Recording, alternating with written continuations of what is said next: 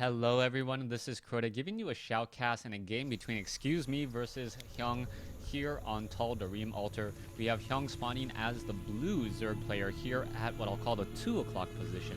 Meanwhile, ExcuseMe spawning here as the pink Zerg. So pink versus blue here on Tall Dareem Altar. And already you see something, nope, I take it back. I was going to say that Hyun, it looks like he wasn't actually training up his 7th drone, which would have been or an 8th drone, which would have been a very, very telltale sign of what was to come, but no, none of that. Now, Zerg versus Zerg is a rather long or a rather quick matchup if you know where your opponent has spawned. It looks like Hyun will be coming in with this Overlord, and in a matchup like this, scouting out your opponent is very, very important. The fact that Hyun is going to be able to see what his opponent is doing and be able to react and respond accordingly really is going to just tip his hand. So far, Hyun is opening up with a 9 pool.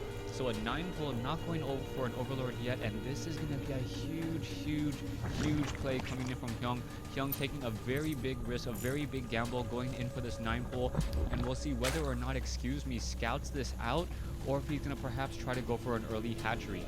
If he goes for an early hatchery, this is pretty much going to be the death of him, as he's not going to know about this or respond according to this that quickly. Hyun going to be benefiting from that Overlord placement. The fact that that Overlord is about 20% faster means that he will spot this hatchery in time and know where exactly to send his Zerglings, and that is going to be huge. ExcuseMe, in a world of hurt right now, we see 6 Zerglings already being trained. Is this Overlord going to spot it? I believe, yes, the Overlords do cross each other. Now all Hyun needs to see is whether or not there is a hatchery down over here. And the Overlord speed is really going to benefit Hyun more than it is going to benefit ExcuseMe, as the Zerglings are now already out and they are now already running across the field. Hyun now also going into a Baneling's nest. He's going to be able to get some offensive Banelings very early on. Right now, we just see the spawning pool coming in from ExcuseMe, and this is going to be one of those instances where 9 pool or 10 pool automatically beats 15 hatch, as those Zerglings will be running up the ramp in just a moment. We could be seeing a GG here very soon, unless we see some brilliant micro coming in by ExcuseMe. ExcuseMe doesn't have his spawning pool up. He doesn't even have a queen out, as the Zerglings are going to just run straight inside this base and deal a whole bunch of damage. The drones now trying to pull together.